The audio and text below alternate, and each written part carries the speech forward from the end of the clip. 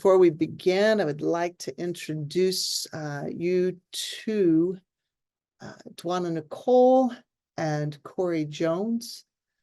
Want to tell you a little bit about them. Dwanna and I have been friends, colleagues for a little while now. Kori, I've just met about a year ago, and so excited to be in community with both of them and the things that I've learned and the ways in which my life has been enriched because of the relationships that we have, and I'm really grateful for that. Kori Jones has over 10 years of experience working in the world of community engagement, outreach, and system coordination. He was named one of the top 30 professionals within the recreation and parks industry by the National Parks and Recreation Association. Kori's worked with public, nonprofit sector to design and manage a variety of community-based programs. In addition to training school and community leaders on best practices related to management, leadership, community programming, community engagement, and community outreach. Currently, Kori is the director of the Harriet Tubman Cultural Center in Columbia, Maryland. And in this role, he manages a historical facility and provides oversight of partnerships, programs, events, and workshops offered to the community there in Columbia. Kori also leads the equity, diversity, and inclusion efforts for the Howard County Department of Recreation and Parks, which includes about 200 full-time staff and about 1,500 part-time and contractual staff. And welcome, Kori. Glad you're here. Really glad you're here. Dwanna is the executive director of Restorative Justice Partnership, where she works within school communities throughout the country to assist with developing strategies to create more positive school climates for students, staff, and families.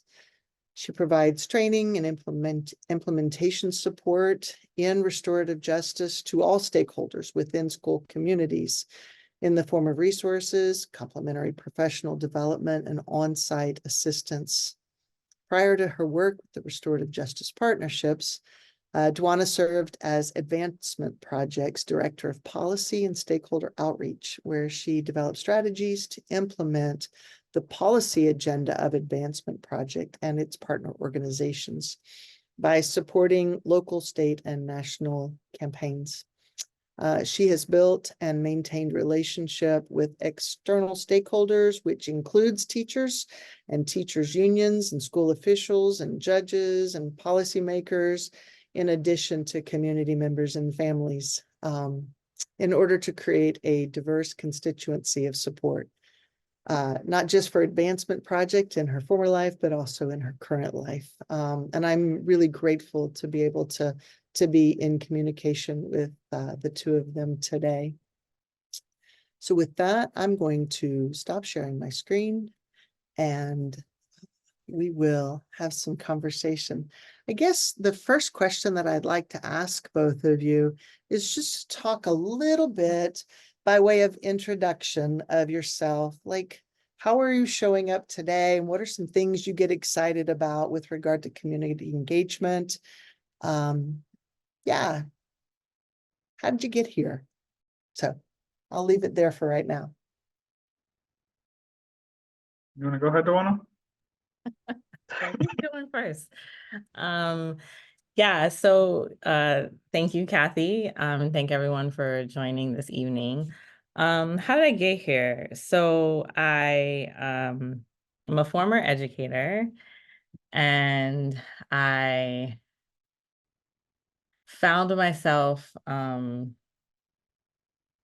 think, kind of, frustrated with some of the ways in which the system actually engaged families a long time ago.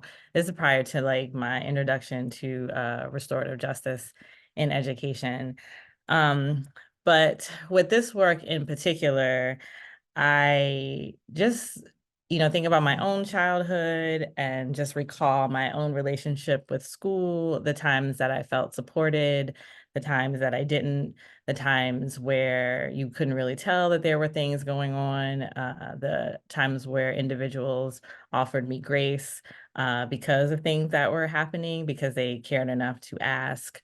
And I knew school could look differently than what I saw. But I felt like that was kind of like the exception, I think, those experiences. When I got to advancement project, I was really hired to, talk about the school to prison pipeline and talk about the school to prison pipeline with these stakeholders that were typically in support of zero tolerance policies. And so in that work, this was around kind of 2013 where we started to see like the unions in particular at the national level change course as it related to zero tolerance policies and admit that, this suspension and expulsion of young people was actually very harmful. And as those conversations developed over time, educators started to ask, well, what can we do? What should we do? And restorative justice at the time was very much couched as an alternative to suspension and expulsion. And so that really became the work that I spent the majority of my time doing.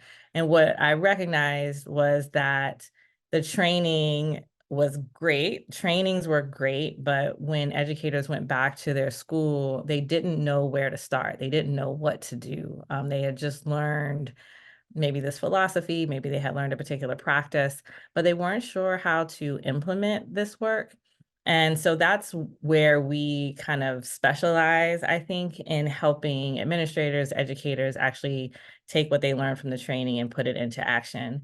Throughout that work, one of the things that I noticed was while we talk about community as an integral part of the philosophy of restorative justice, while we recognize that there's inherent wisdom that exists within the community, community is often an afterthought in schools. Like the engagement of families and the community at large is something that, in my experience, schools get to at some point. And what often happens is they never get to that point. And so what I was seeing year after year was all this great work happening, but it not really leaving the walls of the school building. And that was really unfortunate because, what we know happens in schools is there's turnover, both the educator positions and administrative positions. Sometimes there can be turnover in central office that affects the schoolhouse. And so the work of restorative justice actually needs to be owned by the community. But how can that happen if the community is not ever included in what's going on? And so despite like my best efforts, and maybe not my best efforts, I guess, I just felt like this was something that I wasn't really getting to. Like I just didn't see the type of results that I wanted to see in my work. And that is a very impromptu walk with Kori one afternoon led to a conversation around community. And I think starting with like this idea of atonement for the harms that school buildings have created over time. I'm not going to steal his thunder about what he may say, but that conversation actually left like a mark on me. And so when the next school year kind of rolled around, engagement and inclusion of community members was something that I was like, we're going to do this year. If it's the only thing we do this year, this is the one thing that we're going to do. And we're going to structure it in a way where you get ongoing support to be able to do that. I can't say that we were like 100% successful even in that year, which I think still speaks to how not just difficult, right? Because many things are difficult, but how unusual it is, unfortunately, in school spaces to center the very members that we are called to serve. And so that's kind of my roundabout way of how I've landed in this current moment where I think, working within education spaces is important. And we cannot lose sight of the larger community, because really at the end of the day, it's the larger community that keeps the restorative justice work moving. They're the ones that we can call into action when there are budget cuts, when things aren't going well. But if we don't do a good job of not just engagement and inclusion on the front end, but this continuous like curiosity about, you know, the needs that exist in the community, and a willingness to learn and understand the community that we serve, then we're actually giving the work of restorative justice and education kind of like a bad frame. And so that's, you know, a little bit about how I've landed in this space right now.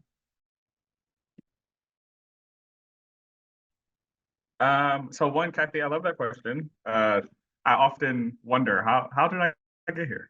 And so for me, it was a matter of this work, right? And we'll relate that to like community work, but also restorative justice work.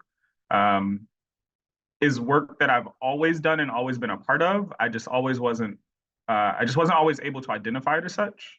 And so I grew up as what I like to call a village kid, right? So we often say it takes a village to raise a kid. That was me, right? So very early on, I learned that my own success, the success of my family, right? Like it wasn't just dependent upon ourselves, it was dependent upon our community, our neighbors. I grew up with a grandmother that watched all the neighborhood kids, right? Was an activist on the PTA, was at city council meetings, um, and taught us not only the importance of advocacy and standing for a community, but also working with community, right? And so when we needed something, we went to a neighbor, right? Like there are many people in which I did not realize until very recently were not my blood family, because I grew up with this impression that like my family was my community, and just that feeling. And so when it really translated into the professional space, actually, my entire childhood, I wanted to be a teacher. I wanted to work within an education system. When I ended up going to college, I got a summer job within a local recreation and parks department.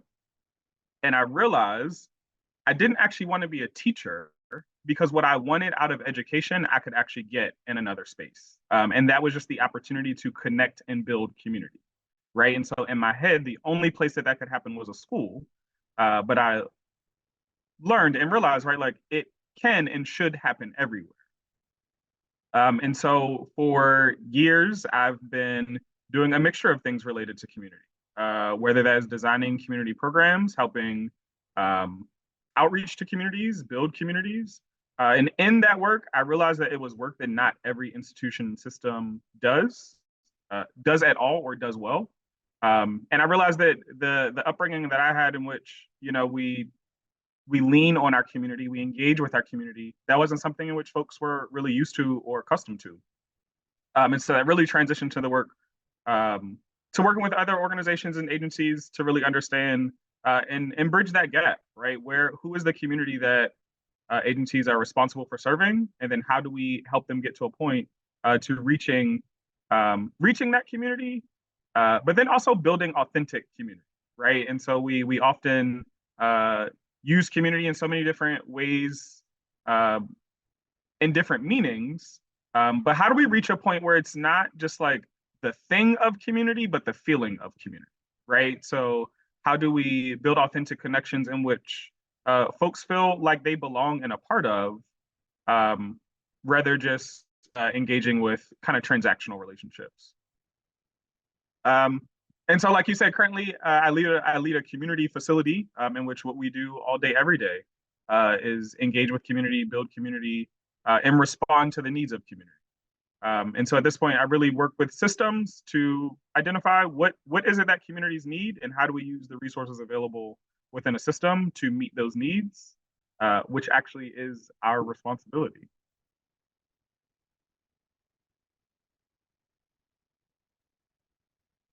Thanks.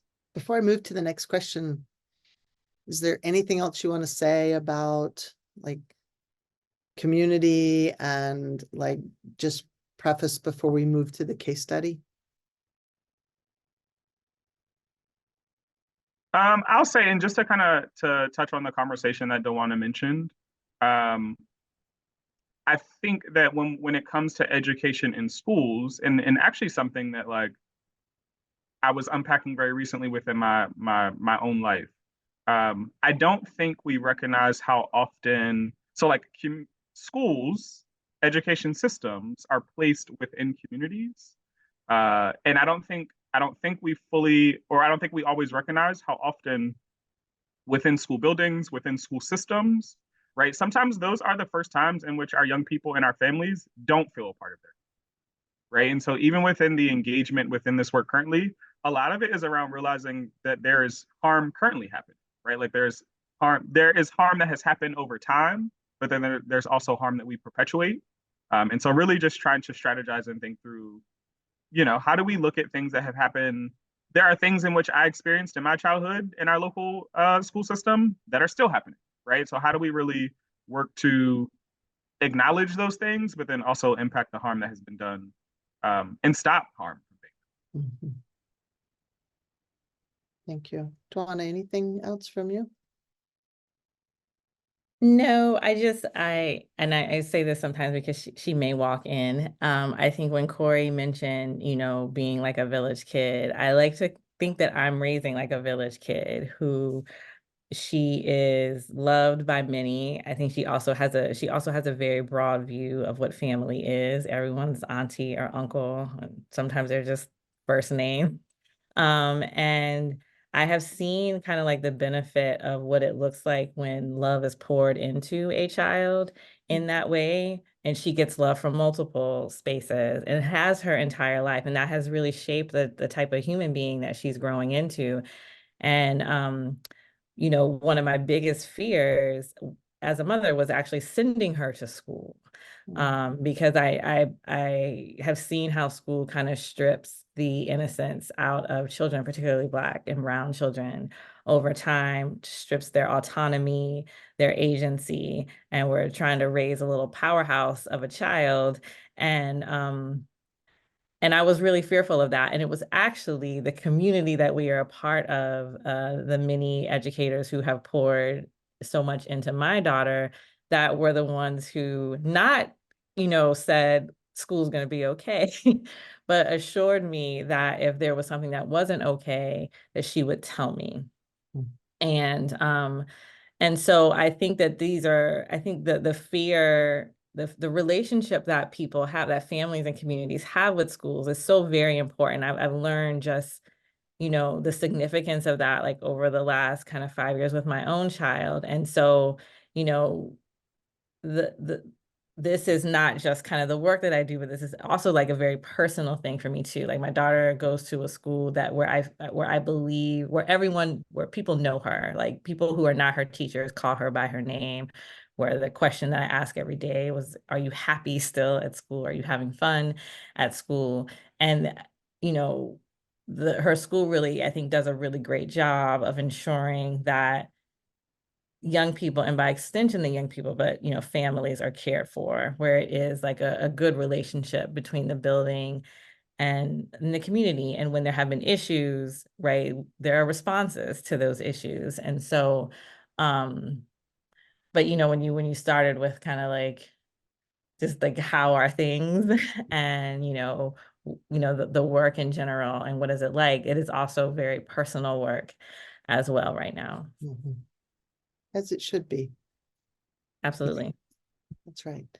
I know that y'all are going to talk to us about a case study or a situation where the community and the school kind of came together in some beautiful ways or some interesting ways. I'm not sure how you're going to talk about it, but I know that we're going to do that for a little bit. And then there will be an opportunity for some Q&A and we'll have some further discussion. But I think it's okay with y'all, we'll just go ahead and turn it over to y'all to do the case study at this point. And I'm calling it a case study. Maybe you want to call it something different. But for y'all to talk a little bit about the work you've been doing recently in Maryland. Yeah. Sure. Thank you, Kathy. And it absolutely is a case study. There you go. Um, and so there is we're going to be talking about today a high school in Howard County, Maryland, Guilford Park High School. And I told Paul I would do a little singing here. Do you want to build a high school? And so I just got back from Disney. And so I back in June of 2022, I guess. Am I having my years right? So I had been working in Howard County for 6 years at that time. And I had been working with a administrator there, Josh Wazaleski, who started a ninth grade academy in the high school that he was principal in. And that ninth grade academy was very much like it was adopted restorative justice, the restorative justice philosophy and principles. And so it was what he noticed in his data was that there were some young people who were just getting lost, and as a freshman in high school. And so he wanted to create an opportunity for young people to take accelerated courses, but more importantly, also be given a lot of support in their education career. And so this academy, they had advisory every Friday where they either sat in circle or they did community building activities.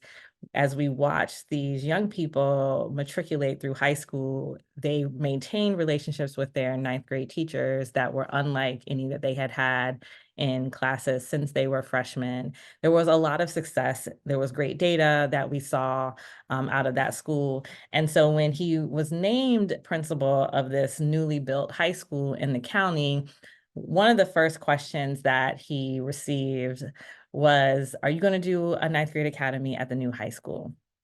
And Josh would always answer that with, this actually is an opportunity to do this throughout the school. Because while that ninth grade academy was successful, there were also some ways in which it fell short sometimes because it was only the select number of students who received this opportunity, who received this type of support, this level of support.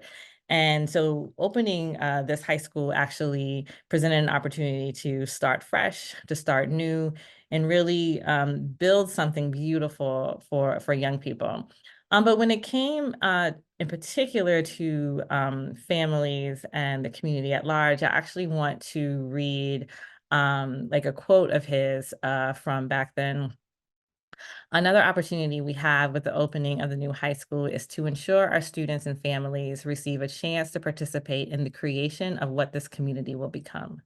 Students and families are a critical part of the success of a school. We are taking this opportunity to really see our families as partners and rethinking ways we typically engage families and community. This begins with the process of learning about this community and asking families what they need and how they want to be engaged. That way, we can ensure we are providing opportunities that directly benefit the population we are serving. We will be sending out surveys to ascertain interest in some of our family-run organizations, but we also acknowledge that family participation and engagement doesn't look the same to everyone. So we will be providing space for other opportunities as well. And this was a very central part of his philosophy as it related to the opening of the school. The humility in that we do not know this community, that we do not have the answers. And this actually allows people to have a say in what they want their school community to look like. And so I just wanted to share his school vision at the time. And what I just want to note here is that this vision influenced every single thing we did. And this was important for us to develop at the very beginning of our work. And so while he was named a principal in 2022, school year 22-23 was just a planning year. So we spent that entire year planning before the school opened up this year in August of 2023. And so this presented an opportunity to go slow. It allowed us to kind of gather information. But the very first thing that we did is that we worked on a vision, because if we didn't have, we wanted to make sure that whatever we were doing, we could tie back to this. And if we didn't have this vision, we knew that the possibility of kind of like going astray would happen. And so even when things were difficult, and they were difficult many times, we would come back to this vision. This was a vision that we ended up sharing in every single time we met with community members. We started a meeting after, a check-in and all of that with the vision. And so we wanted people to know what the priority was, and, how we were trying to be intentional about what we're doing. And so I just wanted to share kind of like a timeline of activities that, planning year, and the many ways in which we connected to the community at large. And so when Josh first was named, and we just talked about like how to, get community on board, talk to families. Something that he did was something that, is a very traditional thing to do. He went to PTA meetings. And so there were 6 schools that were sending their students to Guilford Park. And so it was 3 middle schools and 3 high schools. And so he went to the PTA meetings at the sending schools. And one of the things that he noticed was that this was not the way to reach everyone. And so one of the things that we did was first he kind of set up some meet and greets. And this was really just an opportunity for students, families, the community members to meet him and his administrative team at the time. It wasn't a structured space. It was just wanting to say hello. People came with questions, but it wasn't anything that, was structured. One of the things that we did was we didn't have a building to meet in, and that was in many ways a plus.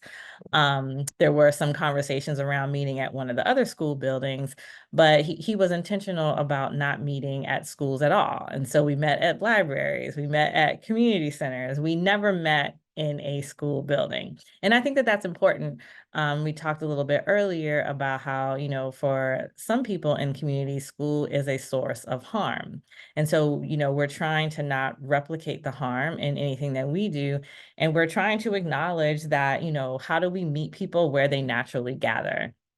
And so that was very important. And we also learned a lot from these spaces. At one of I think the very first meet and greet, we had some families who spoke Spanish, and we did not have an interpreter.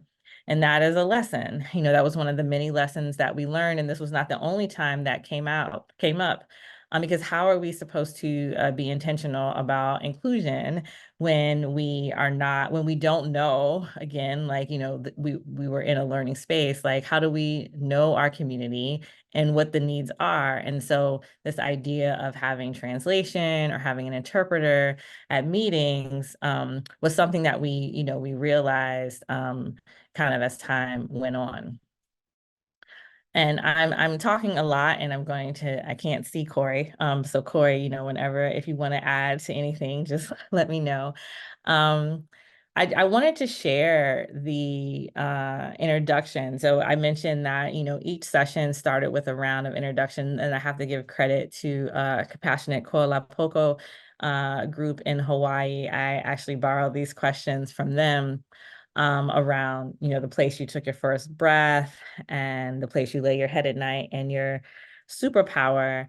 So again, in everything that we are doing, we are also thinking about how do we build relationships. Building relationships was central to everything we did. And so this, we wanted to acknowledge that there are 6 different schools represented. There will be 6 different schools represented in this high school. And so while we are all coming together, eventually, right now, you are affiliated with a place. And what is that place?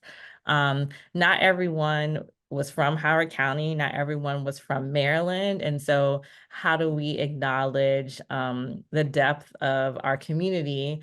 You know, by that question around the place you took your first breath, allow people to really explain the place that they came from, and then where you lay your head at night. The attendance area for the school is massive. So just because you're going to the school doesn't necessarily mean that you live in the same community as everyone else. And so we wanted to recognize that not everyone was coming from the same place. And then we also asked the question about your superpower, and not, you know, and the thing that you do really well is what we meant by that. And that really gave us insight into the things that matter to people, and what they thought about. It was kind of like an entry point in ways that you can contribute actually to the school community. I want to quickly like pause for a second and you know, get Kori to say a little bit more about one particular thing, because something when they were selecting the school site for this high school, it was between one of two locations. And so the current the location, you know, that it's in, you know, got chosen, but the back and forth between those communities there, you know, there were some tense moments. And as a principal, this was something that Josh wanted to be aware of. But Kori knows a little bit more about that story. So I'm going to turn it over to him to share a little bit more about that.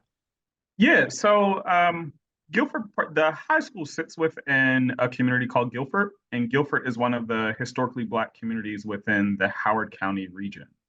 And so, in just the choosing of the schools, right? So you have this historically Black community and another community within the county. And so, one, there's a lot of contention just in the choosing of schools. But when when the site within the Guilford community ended up being the final selection, there was also contention there, right? Because folks wanted the school in their community. And so in addition to that, I want to kind of add, because it kind of plays into the school placement. These questions seem very like basic, but I also want to speak to like the power in these questions, because I think, and at least in my experience, right, it was the first time in which families were invited into a school-led space and invited to show up as they naturally are, right? So often we invite families into our spaces with expectations or thoughts around how they should be showing up, what they should be presenting, information they should have. But this was really a moment of like, hey, no matter where you took your first breath, no matter what you're really good at, no matter what school you're coming from, you're just as valued as a member here. And so we appreciate your addition into this space, but also, especially when we think about like, hey, what are you really good at, and what do you identify as your superpower? Or like, hey, how can we utilize that superpower to build our ultimate community space? And so when we talk, I think earlier I mentioned around like authentic connection and authentic relationships. I think I just want to point out that like it started from the very beginning of our interactions with families. Thanks, Kori. So in some of these questions, we were really just gathering information, right? You know, we had some beliefs, obviously, but it doesn't matter what we think. It was really important. We just saw this as kind of like an information gathering session. And so here are the questions that we asked at all of the community engagement sessions. I'd like to point out like early on, because we're learning as we're going. One of the things that came up, we had done a great job of having the sessions throughout the attendance area, you know, late enough at night for people to be able to get off from work. There was food at the spaces. But we fell short, right? Someone very early on mentioned that we didn't have anything virtual. And so there were some members of the community that could never attend a session. And so we added some virtual sessions. And so again, like this was all, we were always learning, and we were always trying to be like kind of humble enough to not say that we knew anything, but to really admit that, you know, we were in a learning process as well. I just want to share like some of the outcomes from some of those. I'm not going to go through like all of these, but we started this from a place of, I think, our own experiences as families engaged in kind of these traditional PTA booster spaces, and how some of us have felt like feelings of exclusion at times, how we didn't necessarily always engage in these traditional spaces. And so we started from a place of believing that this was not and could never be the only way that we were talking about engagement with the community at large. But that was actually kind of highlighted in some of our sessions. There was a concern from many families that, PTAs were cliquish, and they weren't necessarily welcoming, especially for, people of color, and that, there was no consideration for, the fact that some people worked evenings, right? Their meetings are always in the evening, and you may never be able to make a meeting.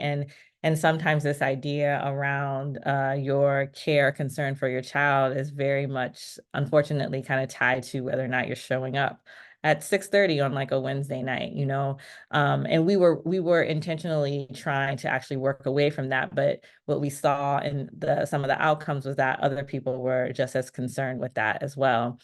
There were a variety of ways that individuals wanted to like be in community with one another. And so something that came up over and over again was that people wanted to be together, that they wanted opportunities to get to know other members of the community, other families.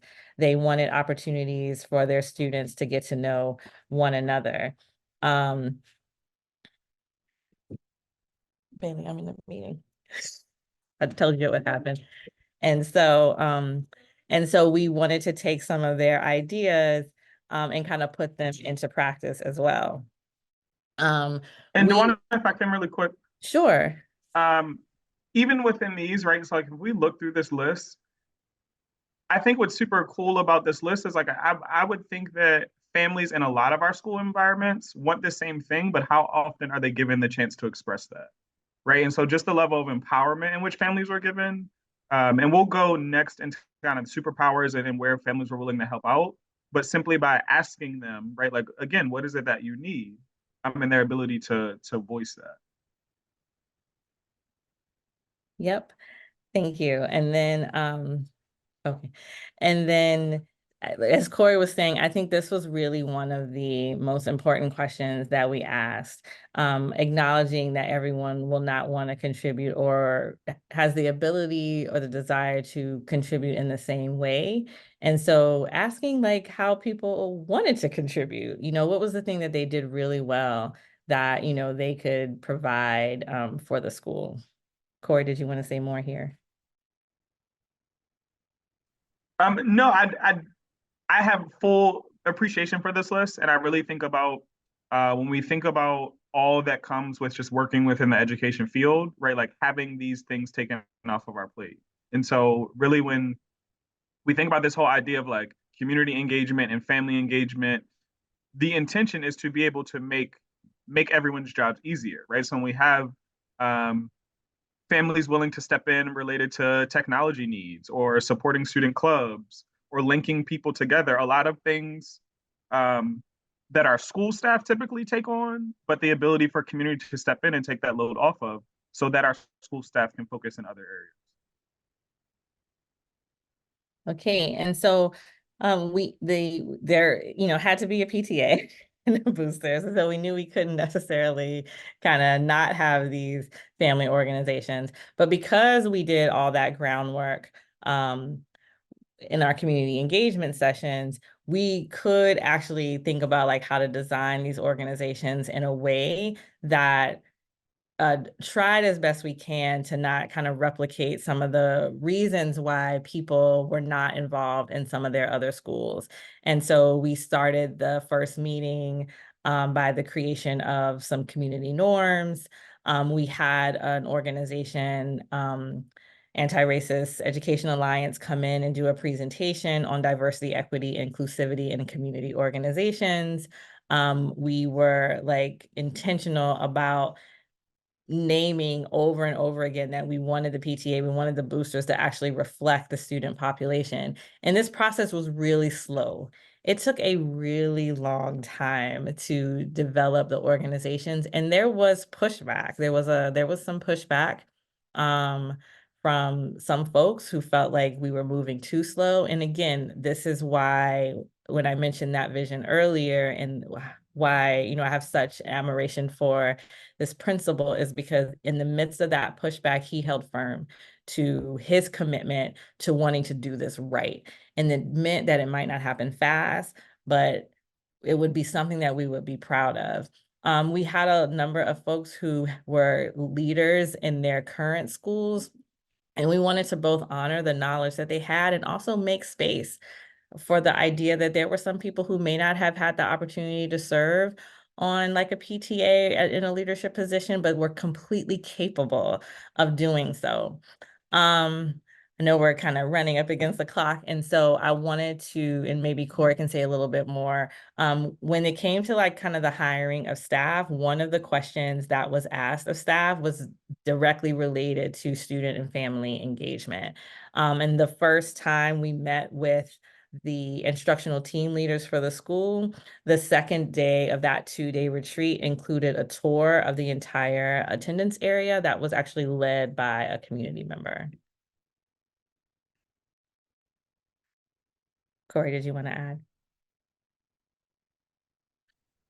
No, I mean, I would just emphasize, and we can also, with the school year being started, while there are always challenges with everything, I think having this as a foundation, I mean, from the moment in which staff are interviewed, right, to the moment in which is their first meeting as a part of the school community, I think it makes a difference in how folks show up to school in their job as educators. And so one of the other things that we did was administer student, staff, and family surveys.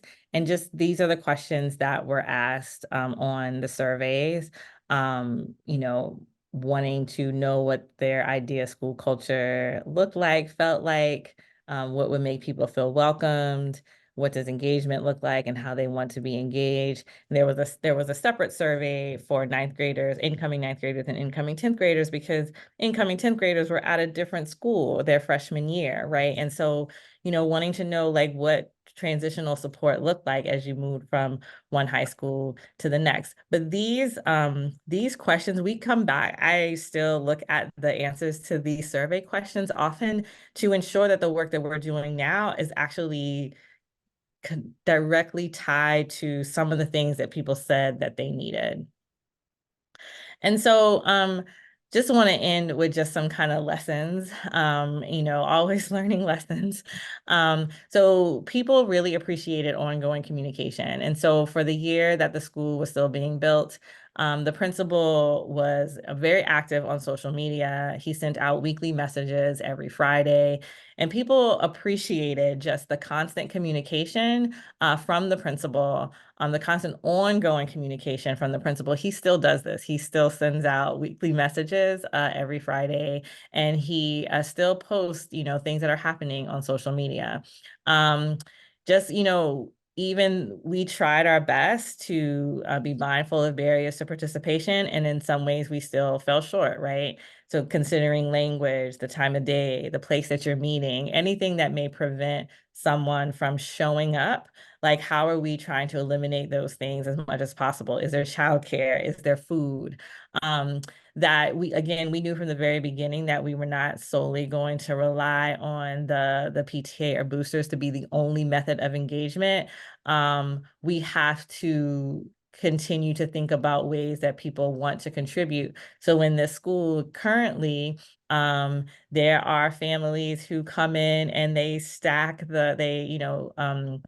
provide like Keurig cups for the staff lounge. It is their way of contribution. One of those family members is someone who we met very early on in this process. And the principal says, he doesn't know if she would be as engaged as she was if we hadn't gone through all of that. And I asked Josh if he wanted to kind of like add anything. And one of the things that he said is like, it's the little things. That big events are really nice and it's a great way to bring everybody together. But the more meaningful connections occur when people just do what they want to do in the building. And so for Valentine's Day this year, they had someone come out and play music during lunchtime and give candy to the young people. A couple of weeks ago, they had a barber come in and cut hair and give life lessons because that's what happens sometimes in a barber shop. And so he is just really interested in letting the community know that they have access to the school. And whatever that looks like for them, they are welcomed in however they want to show up. And I think, I think about what Kori said earlier around, this being one of the spaces where people were asked to kind of show up authentically as themselves. That is something that has continued throughout.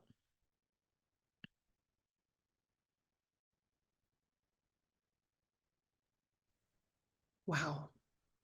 What a fun process. I'm so intrigued and I have a lot of questions, but I do want to ask some of the questions that may be coming in from participants.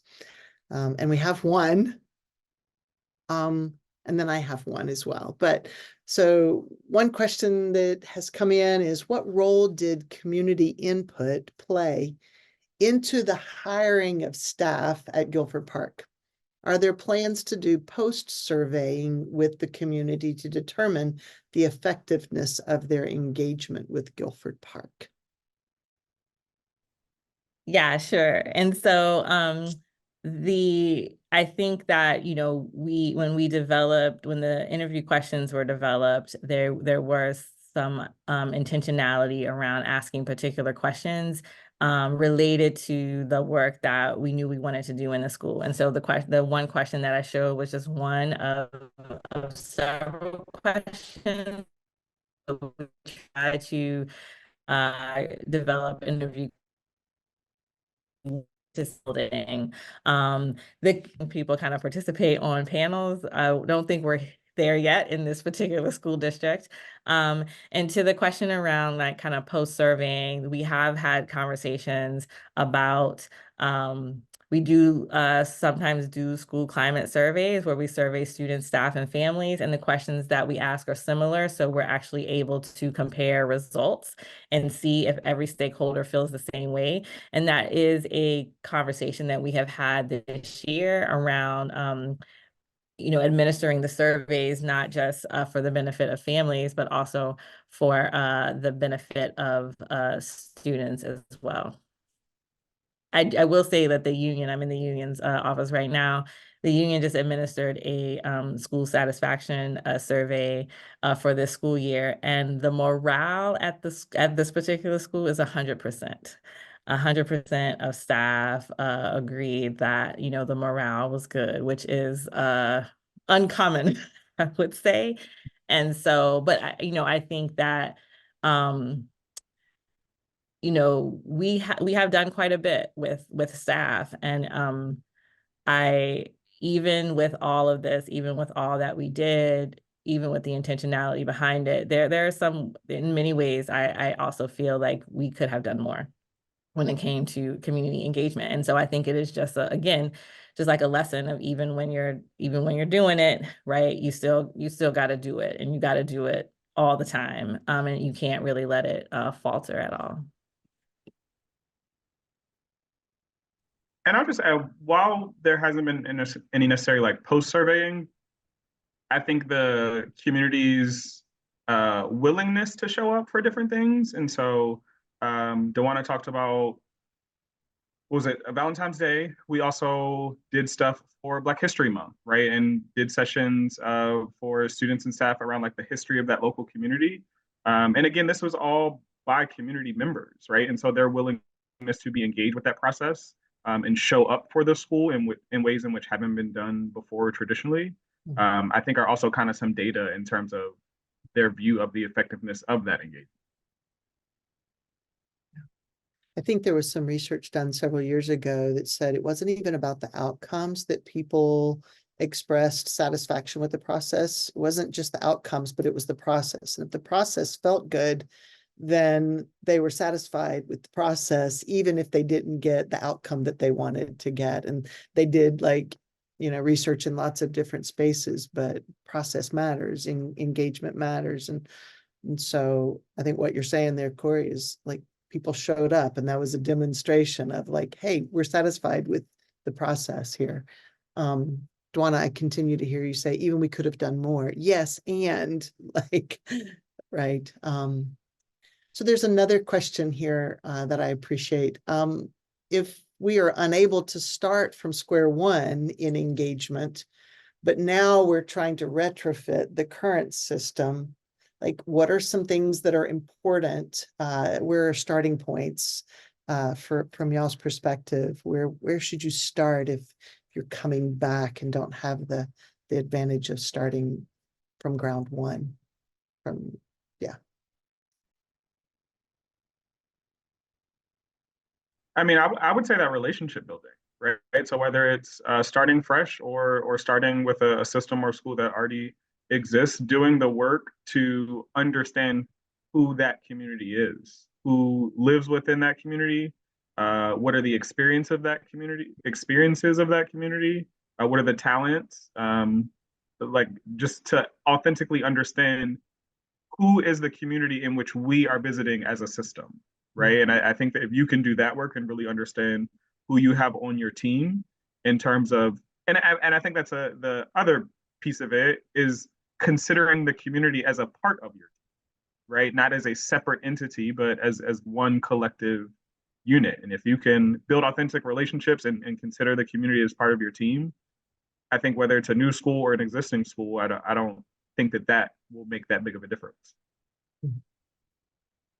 Yeah, I think in my mind, I'm hearing like a friend of mine, Dr. Danny Kim, they're out of Denver, Colorado, and we were recently in a webinar together a couple of weeks ago.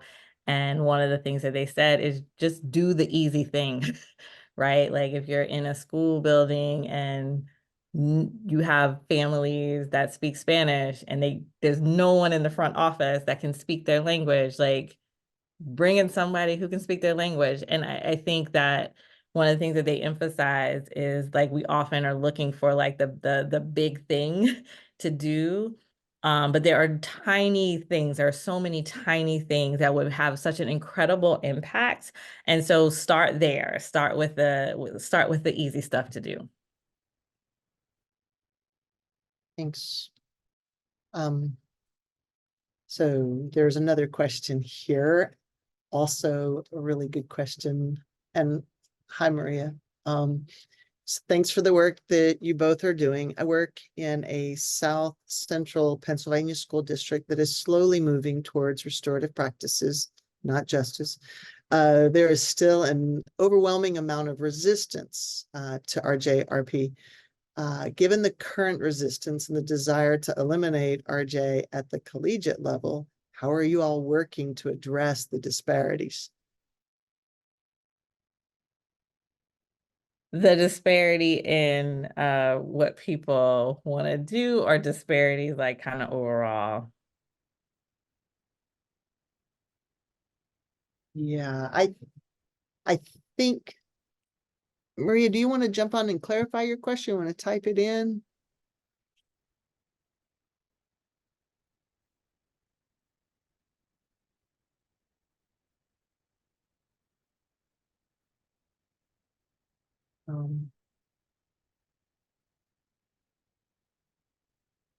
What if we address the disparity between RJ as an ideal and the fact that there's resistance to it? Yeah, and then we can, Kevin also raised his hand. Sure. We Overall, have such amazing amazing folks on today.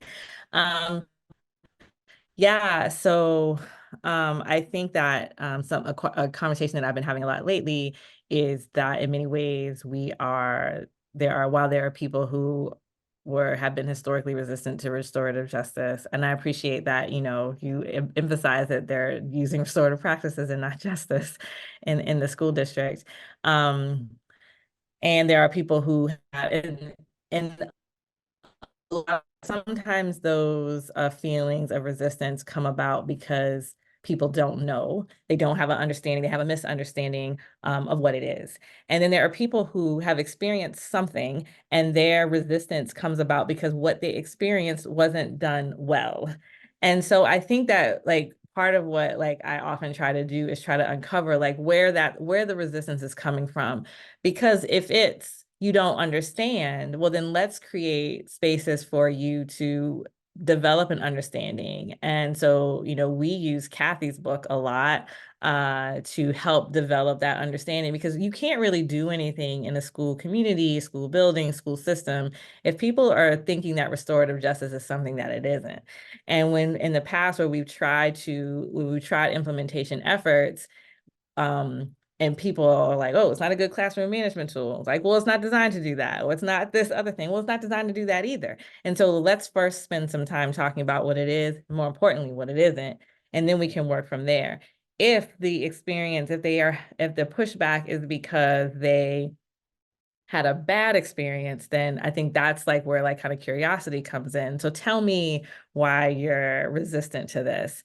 And I do think that, 10 years ago when there was kind of like pushback in one place, they shared their resistance. Like people who did not like RJ shared the fact that they did not like RJ with everyone. And I think now, 10 years later, we actually have a number of places where people are like, yeah, like this works. And so we have some good research out there. Another another article that I share often is Kathy and Ann Gregory's article, The Starts and Stumbles of Restorative Justice, the misimplementation models, because a lot of schools and school districts are doing those things and they don't recognize that it's misimplementation. And so I think, but and I say all of this, like understanding that it is incredibly frustrating when you want a great thing and to happen for a community and you believe that restorative justice is that thing and to not be heard. And I just want to like tell you to just kind of keep at it, find some allies, don't fight the fight by yourself. If you want to call me or email me, I'm happy to talk to you through it. Because it is possible. But you gotta kind of build a coalition of the willing around you. It's certainly the thing that has sustained me over time when the days get hard, because they do get hard. This is hard work, and it's supposed to be hard because schools are not set up to do it. But there are individuals in schools, there are leaders who are willing to take the chance, and we just gotta work to identify them.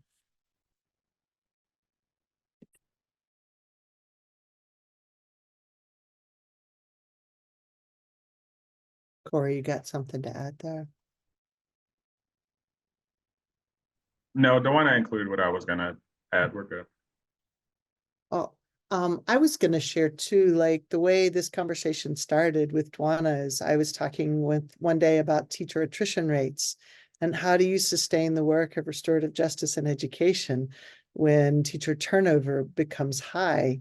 Who sustains the work? And your question to me, Dwanna, was why are we expecting teachers to sustain the work? Like if it's situated in the community, then it's not up to the school, it's not up to the teachers, it's not up to individuals. Like it really is this wealth of community collectively doing the pushing on the system together, making it a more accessible and more engaging place for everybody. And I remember that conversation like it was yesterday, and I wish it was yesterday, but unfortunately it was long enough ago. Like we got work to do, and so I'm really grateful for these conversations. Before we depart, I do want to let everybody know that in June 25 and 26, we will be having our annual Restorative Justice and Education Conference, and Dwanna and Kori will be there for that as well and bring a team of folks from Howard County. And I was wondering, as maybe our closing question here, could you maybe give us a snippet of a preview of what we might expect in June? I know I didn't tell you about this question ahead of time, but but maybe you could give us a little bit of a peek into what might happen this summer. I'll go first because it's very quick, and then Kori has a much more beautiful explanation of what he's doing. So one of the things that I have always appreciated about education spaces, or I'm sorry, one of the things I have appreciated about certain educators is how they are honest about like some of the challenges that they face. And so one of the things that we'll be doing is we'll be kind of bringing in a team of people who hold different positions like within a school system. They may work for the schools, they may be a principal, they may be a educator, they may be a family member, they may be a community member, just to kind of talk about the ways in which we kind of all have to work together if we want to see success. And we will also be honest about like some of the challenges that we have faced in doing this work. And so, what can successful implementation look like? And how can some of the very institutions that we're trying to transform actually be a hindrance to that, right? And so with the idea that, you can kind of hear about success stories and you can kind of hear about some of the challenges that have existed and some of the ways that we fell short in our own implementation journey. And I'll be doing a session, I believe, The Power of Community. And so that will be a bit of a deep dive into, I think in the beginning, we talked about like, we use this word community all the time, but like, what is it actually? And what does it look like? How do we build it and sustain it?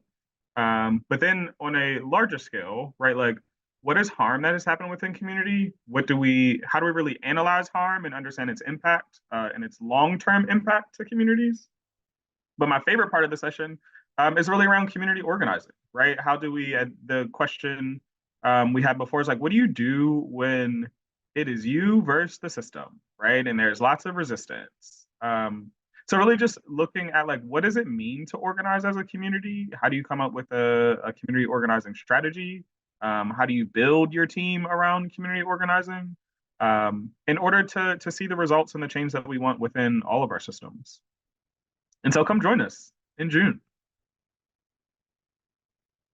Thanks, y'all. I'm really excited about the RJE conference and about y'all being there. I'm going to share my screen for just a wee bit more information about the RJE conference. So yeah, it's this summer, June 25th and 26th. And if you go to this website right here, you can get more information about the conference. The theme is RJE in community. So this will be what we're going to talk about a good bit in June. I also want to bring attention to April 20th, which will be RJ Day at EMU. The Zaire Institute is hosting a one-day RJ conference day. It's not even a conference, just an opportunity to connect with other folks doing RJ. Dr. Cheryl I guess she's not doctor yet, she's close. Cheryl Wilson will be our keynote speaker, will be joining us. And if you haven't met Cheryl, she brings a lot of wisdom and experience to her work as a restorative justice person. So those are two opportunities to join us for more events. And then the RJE website for EMU is emu.edu/RJE. Feel free to peruse that for more webinars. All of our webinars are recorded, and so you can access past webinars there for information about lots of different topics. And then finally, if you have questions specifically about the Restorative Justice and Education graduate program, there's information there. It has been a joy to visit today. Dwanna, thank you. Kori, thank you. Again, I'm very, very grateful for the two of you and for the experience and the wisdom that you bring. Thank you, Kathy. and look forward to many more conversations. And I see, hang on. I see another question in the chat. Let me just check and make sure. People miss you. I don't have a specific question, but I just want to say we miss you at Ware Elementary, Kathy. Sorry, I started reading out loud before I knew that it wasn't a question. Miss you too. Yeah. And maybe some folks from Ware can come up and join us for these events. So y'all, thank you. Dwanna, Kevin, thank you so much for everything. I am grateful to be a part of your world, and I'm grateful that you're part of mine. And so thanks for being here today, and we'll sign off.